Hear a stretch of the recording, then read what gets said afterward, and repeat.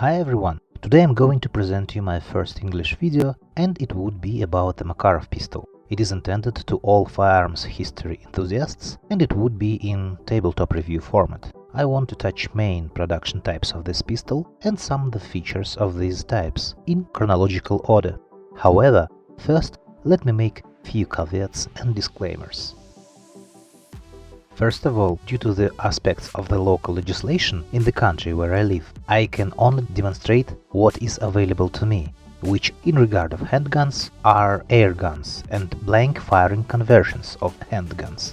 But before you turn this video off, I want to say that they resemble real Makarov pistols in many ways, and as visual supporting material for the purpose of this video they fit quite well. And in the final part of the video, close to the end, I will also cover the features of actual air gun versions of Makarov pistol, and you will see that they are quite authentic, at least in terms of appearance.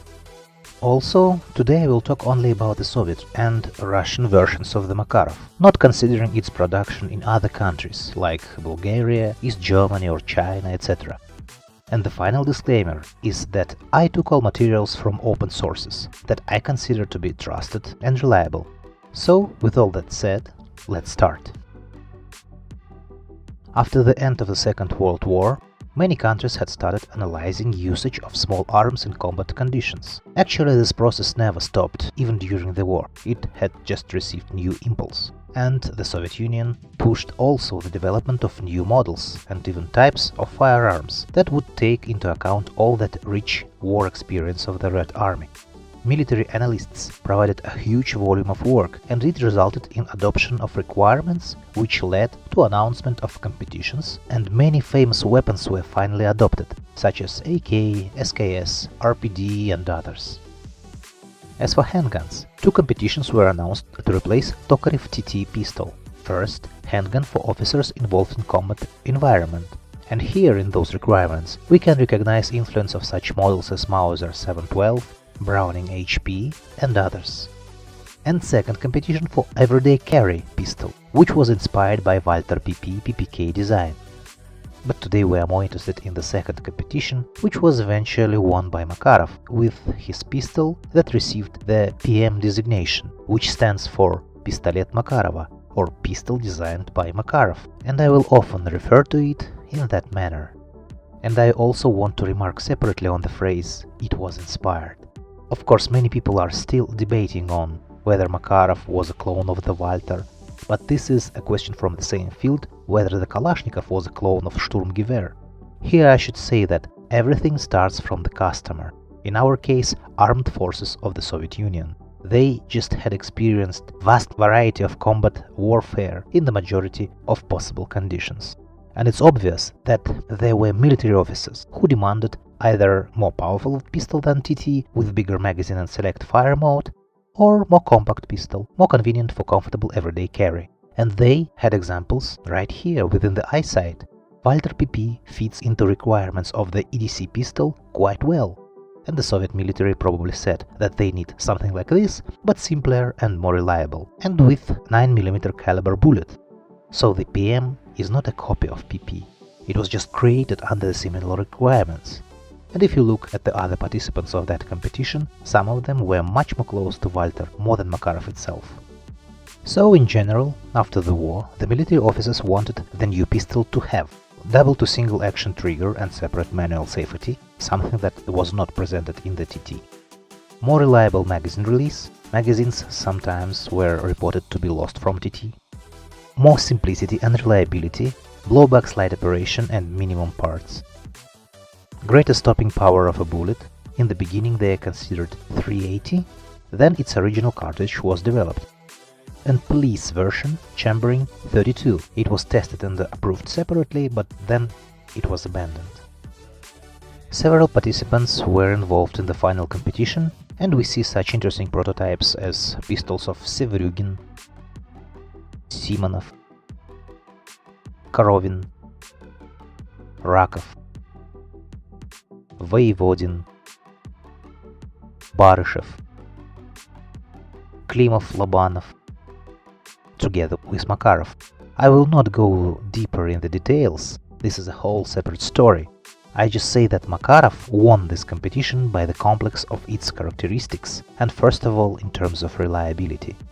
During the tests, new 9mm cartridge was developed and it replaced 380.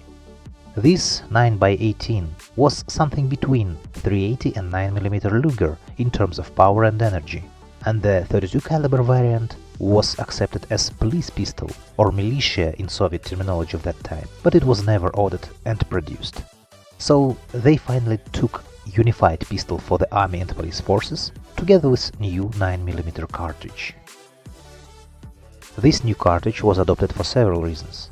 First, it is obvious that the 30 caliber bullet has insufficient stopping power, and they insisted on transition to 9mm.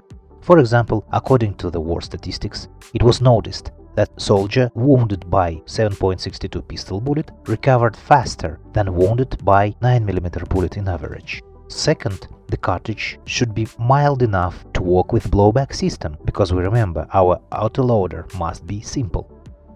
And third, there were tons of small arms that left at the battlefields during the war, and many of them were collected by population and transferred to criminals. And if you adopt a gun with existing cartridge chambering, then you will grant to those criminals the opportunity to replenish their ammunition by stealing from army stocks or bases. While with the brand new cartridge, it would be possible to cut ammunition supplies in the long-term run, and reloading was not developed at that time, especially with steel cases. However, they still had economy reasons and limitations, and they decided to base on the existing equipment. So they took the case from TT cartridge 762x25, cut it a bit and modified it for 9mm bullet. That is why TT and PM cases have similar dimensions on the bottom. And if you know the history of 762x25 cartridge, you may find that the bottom of the case also matches the bottom of 9x19 cartridge. And I know that American reloaders sometimes make Makarov cases from Luger. That is no surprise if you're familiar with their historical roots. So the new pistol was adopted in 1951, and the first batches after the prototypes and pre-serial production were produced starting from 1953. And these first pistols had a few interesting features that I want to show you. Here in my hands you can see the actual early production PM that was converted into an air gun, but these features are clearly visible. I'll just use Life magazine. First and foremost is this frame. It has more complicated shape, and this line is parallel to the barrel, axis and the slide. It has more of the Walter influence, or style, kind of. For comparison, I can show you the classic PM. It has a frame that is more straight and angled to the slide, while the first production series, they have a kind of parallel frame. This version was produced only by 2 years at the very beginning of the mass production, in 1953 and 54, and they are very rare. It is surprising that they were released to the civilian market, honestly. Now, 53 and 54 production differ from each other in very minor details. This is the early one, and you see those extensions on the sides of the trigger guard here. On the later one, and it often called transitional model, these extensions were absent. All for the simplicity. Also, on the very first series, the slide release was automatic. When you insert a new magazine, the slide was automatically dropped and chambered around. It was provided by the extension or leg on the slide release and the shelf on the side of the magazine.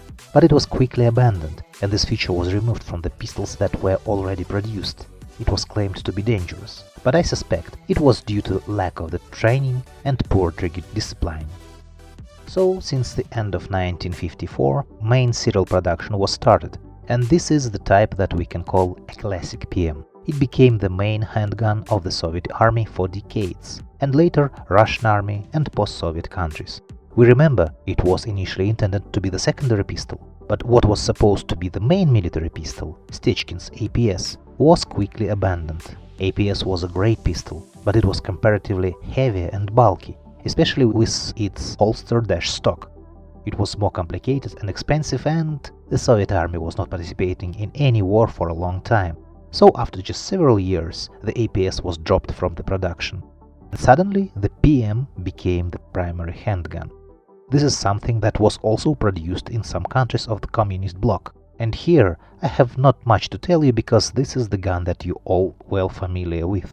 This is the quite compact, smooth, simple, extremely reliable pistol with blowback operation and 8-shot single-stack magazine with its hill release.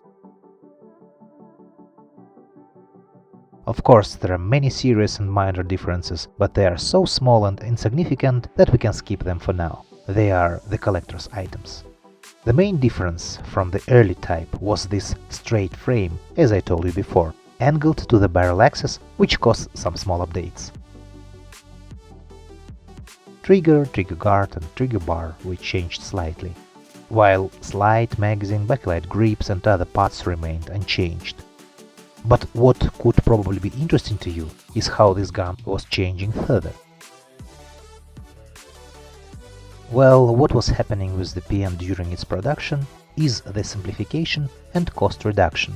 It was a continuous process, but starting from 1980s, maybe 1990s, those changes became significant and noticeable. Of course, there were experiments with the plastic frame long before the Glock, but these were only prototypes. As for mass production series, let me start from the trigger mechanism. You can see trigger, hammer, safety. From the beginning they were milled and later started to be cast.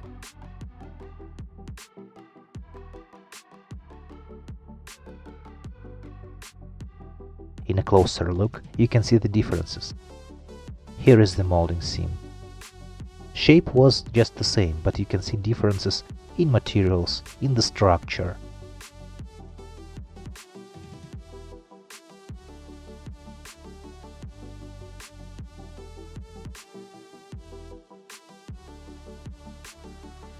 Milled parts has very significant changes from the molded ones.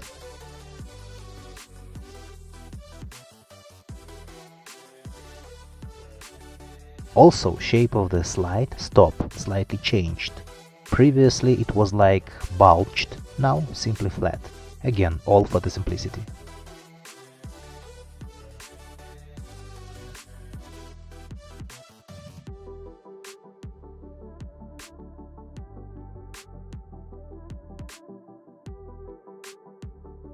You can see the sears, for example, new one, old one.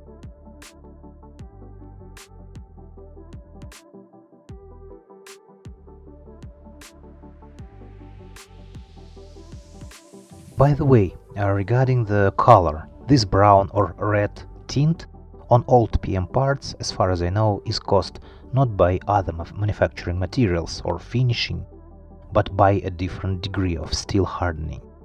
Old steel was harder, and it gave this red tint during its usual standard bluing.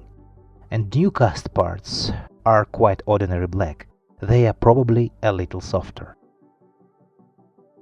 So the details were changing one by one, started to be cast. They also experimented with casting the bigger parts. In the 90s we began to produce cast frames, which almost did not differ from the milled ones in terms of appearance. They even tried to make cast slides, but those were not rugged enough, so they skipped those to be milled. And finally, in the end of 20s, beginning of the 21st century, the pistol in production looked something like this.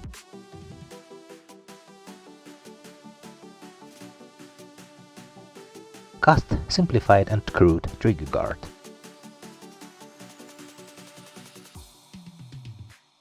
Simplified plastic grips instead of backlight, although the shape and pattern are about the same. They also stopped polishing the frame, it became matte. Only this space for serial number was remained glossy.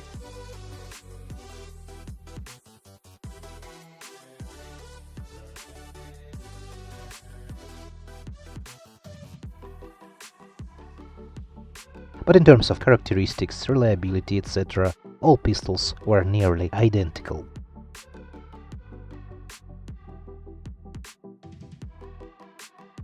But it was no secret that PM, being a very successful pistol, was inferior in many aspects to other systems, modern military and police designs. and especially in terms of muzzle energy and magazine capacity. Remember, it was intended to be the secondary pistol. Therefore, in 1990, still during Soviet times, a new competition was announced to replace the Makarov pistol with a new military model, which was, due to the collapse of the Soviet Union, dragged for the years and ended in early 2000s with the adoption of several new models by the Russian military and law enforcement. But we are still talking about the Makarov, so taking into consideration the general poor economic conditions in Russia in 90s, they made an attempt to update Makarov pistol and pull its possibilities up to modern requirements for cheaper. So the most obvious disadvantages of the PM were: first, cartridge that is less powerful than 9x19, and second, the single stack magazine with only 8 rounds. And in early 90s they released the updated version, which received the designation PMM, which stands for PM Modernized. Most significant change was that it received a new cartridge, or should I say new hot load of the existing cartridge, because it was made exactly within the dimensions of the old one. It was also 9x18, but with a lighter bullet and increased charge of gunpowder. The muzzle velocity increased up to 1370 FPS, and muzzle energy reached approximately 500 joules, or about 365 foot-pound, and in general reached the level of standard pressure 9x19. But it was too much for a blowback pistol. That's why other changes were implemented. First of all, the slide was made heavier. You can see these angled edges, squared forms instead of round cylindrical shape of conventional PM. See the back of the slide.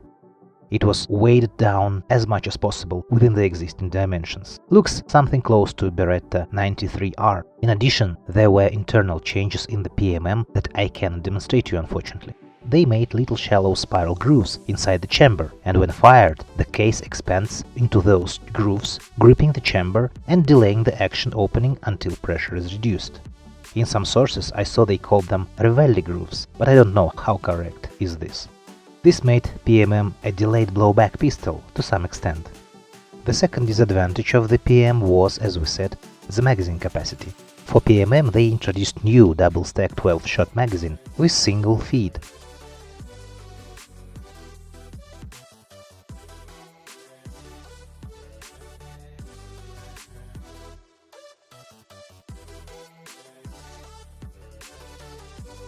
And this shoulder was lower than more conventional design.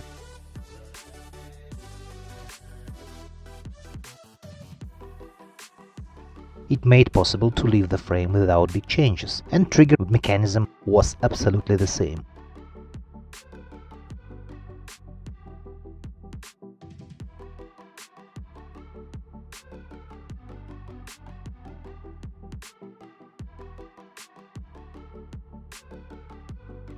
I've heard that the magazines were not rugged enough and some plastic parts, like follower, may break, but I don't shoot them, so I couldn't check.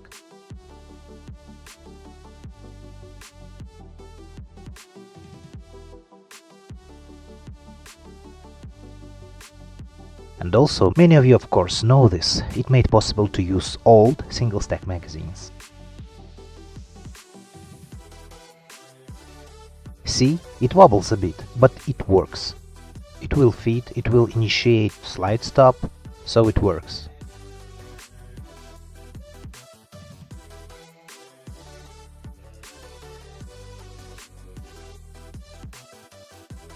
Together with the new magazine, more comfortable and ergonomic grip was introduced, although it is significantly wider. I know there is a PMM 8 version existing with 8-shot magazine with the old frame, but I don't see much sense of it.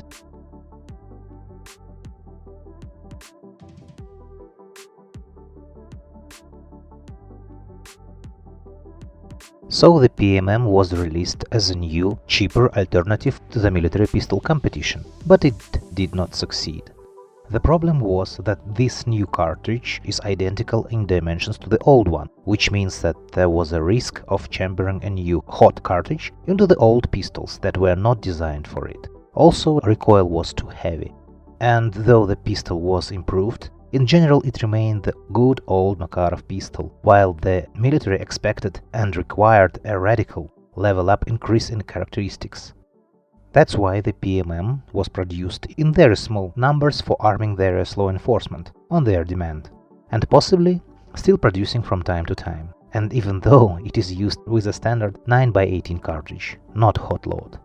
But the army did not adopt it, I mean in any significant quantities, except maybe for the limited trials. Instead, they adopted the Yarygin pistol, PYA, in 9x19, and with a new 17 or 18 shot double-stack, double-feed magazine and short recoil locking. Also, I should mention the interesting experimental version of PMM in 9x19, but it was the only prototype and was never produced and sold. So PMM did not see mass production because of its cartridge, but its second feature, double-stack magazine and the updated wide frame, was definitely a good idea. And what they immediately did is they combined the old standard slide and the new wide frame. And this version, in my opinion, became a rather successful civil and service pistol. Yes, it did not gain muzzle power, but it gained the magazine capacity and the ergonomics due to new grips. Interestingly enough, this version was not positioned as a new model, but was offered as a variation of the standard model.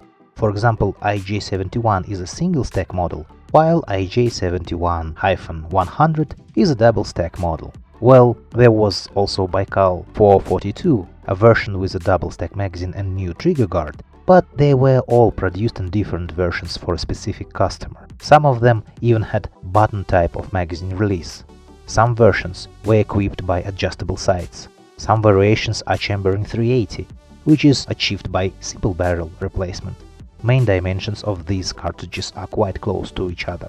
Some versions had double-stack magazine capacity limited by 10 rounds. Also, a popular version in Russia now is less than lethal variation with rubber bullet shooting ability only. Mainly, Makarovs in different variations are being sold in the civil market, where they are legal, and sometimes for security, bank guards, etc. For those who need simple, well-known and reliable gun. The army and police prefer more powerful handguns. So, customer can choose between the PM version, Soviet military classics, which is more concealable with single stack, and wider but double stack, quote-unquote, civilian version. And probably this is the final type of the Makarov pistol in its original format. I can also mention new models with the plastic frame, but these were rather new models based on Makarov, but not the variations of the Makarov. Now it is considered outdated and the Russian army is replacing it with modern designs, but it is still commonly used by police and in the regions, and also in many other post-Soviet and poor countries. And finally, I want to show you in more details another civil version of the Makarov pistol, which is very popular in Russia and the post-Soviet countries these days. This is the MP654K BB airgun pistol. Its main key feature is that it is not just another ordinary airgun that only looks like Makarov pistol, but it is a Makarov pistol converted to be an airgun.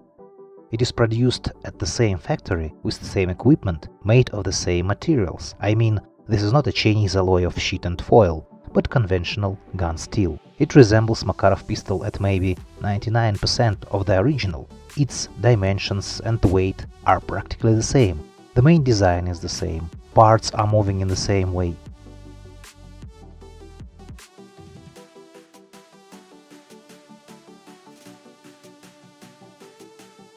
The only difference is that this airgun's shooting mechanism is assembled in the magazine head, and it uses standard CO2 cartridge.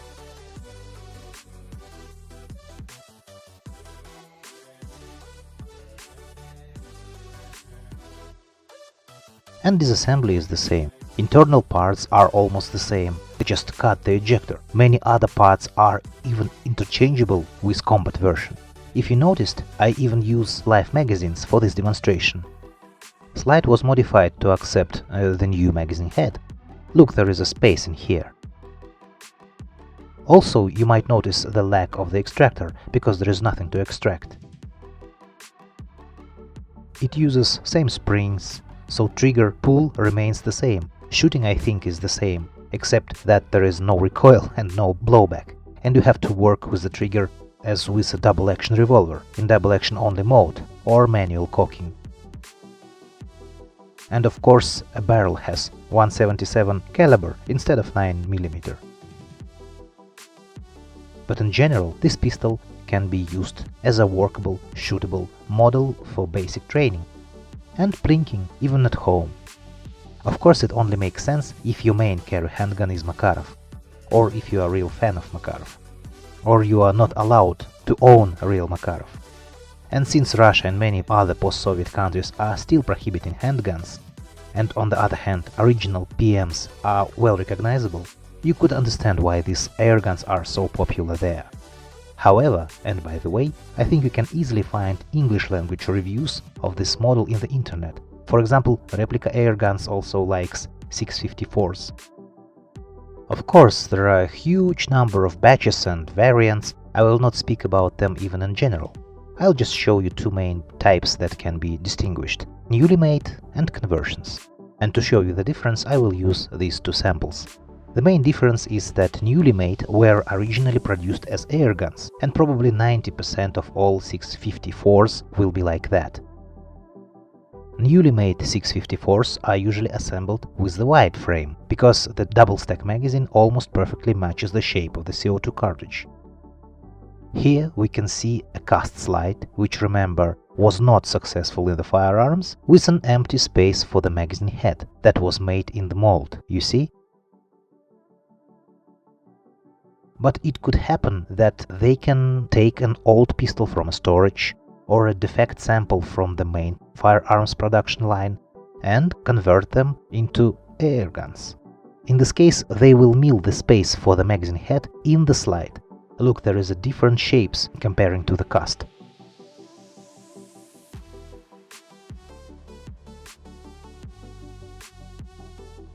Also, you can compare with a real slide. In this case, this is blank firearm only conversion, but the slides are the same.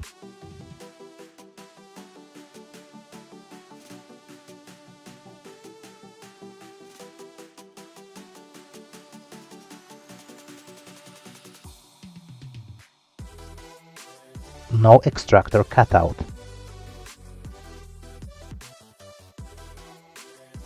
This cutout for the extractor usually remains, and sometimes users make an imitation for aesthetic purposes, so that there is no hole.